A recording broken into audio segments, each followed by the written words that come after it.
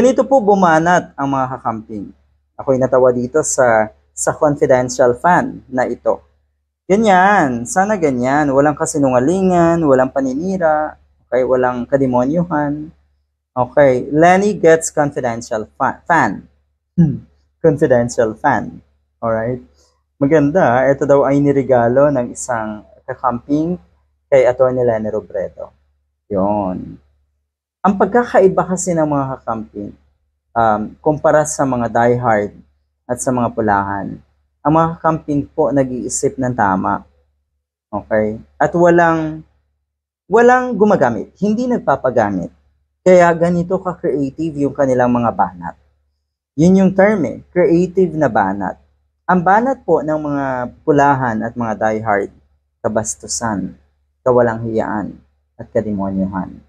Bottom line, kalimitan ay puro kasinungalingan at paninira. Ganun po. So dito, tignan nyo naman, apektado na naman ngayon ang mga supporters ni Sara Duterte dahil dito. Okay. Confidential fan. So naku, siguradong uuso to, diba? At ang nakasulat pa nga, or ang print pa nga na itong confidential fan ay, ano ba to? Sino ba to? Si Shrek? Si Fiona pala, anyway. Si Fiona pala ang nakaprint dito sa fan na ito. Ito po ang netizen na nagbigay sa kanya. Ang kakamping na nagbigay kay Atty. Lenny Robredo. Medyo nakakatuwa. Pero yun nga, siguradong triggered na naman dito ang mga supporters ni Sara Duterte. Ganun kabababaw yung mga yan kasi hindi nila magets yung ganito. Yung mga banat, okay, na ganito, na napaka-intellectual ang dating.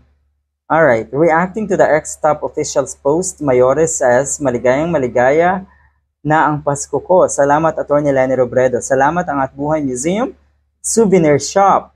Okay, so yun, Lenny gets or confidential fan. Pausuhin natin yan. Good luck.